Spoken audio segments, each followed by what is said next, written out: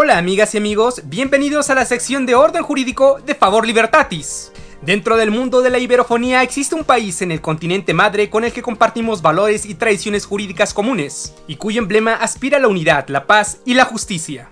Veamos hoy un par de pinceladas del orden jurídico del único país de África que habla castellano y que es un paraíso forestal, la República de Guinea Ecuatorial.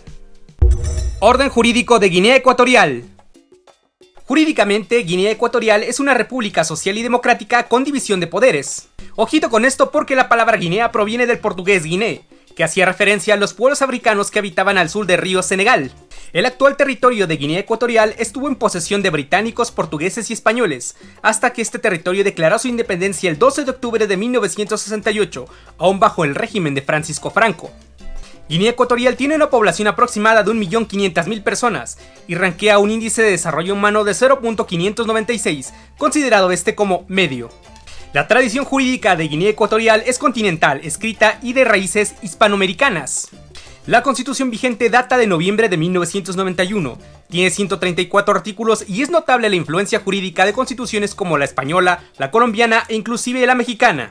Guinea Ecuatorial se subdivide en 8 provincias y 137 municipios. Su capital es Malabo, antes Santa Isabel, y se encuentra en la isla de Bioko. El poder legislativo se ejerce de manera bicameral, una Cámara de Diputados de 100 miembros y un Senado de la República, cuyos cargos duran 5 años respectivamente. El presidente de la República es electo para un mandato de 7 años, con posibilidad de reelección, pero para que pueda acceder a un tercer mandato es necesario que haya alternancia en el poder. Pensándolo bien, 21 años gobernando es demasiado, ¿no te parece? Así, el orden jurídico ecuatoguineano reconoce que los expresidentes y los exvicepresidentes pasan a ser senadores natos. Derecho en Guinea Ecuatorial. En cuanto al régimen de derechos, Guinea Ecuatorial reconoce todos los derechos de la Declaración Universal de los Derechos Humanos. El Poder Judicial se integra por jueces, la Corte Suprema, el Consejo Superior del Poder Judicial y un Tribunal Constitucional de 5 magistrados.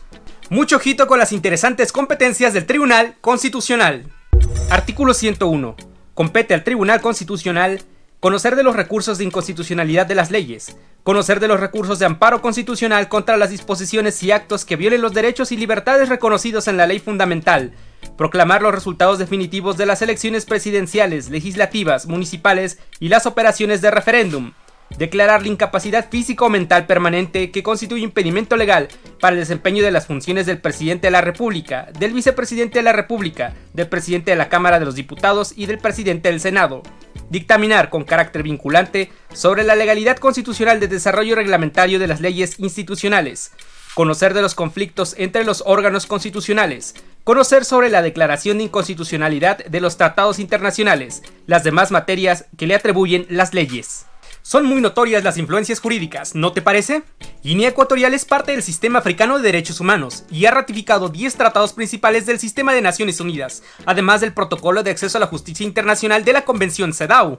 Y es que también Guinea Ecuatorial es parte del Tratado de Libre Comercio Africano, que aglutina prácticamente a todo el continente madre. A pesar de su tamaño, Guinea Ecuatorial es un estado extremadamente rico en recursos energéticos, tales como petróleo y gas. Aunque todavía existe la autocracia política en Guinea Ecuatorial, tarde o temprano la democracia llegará.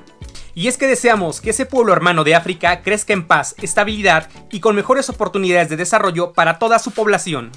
Hasta aquí por hoy. ¿Qué te han parecido algunos elementos del orden jurídico ecuatoguineano?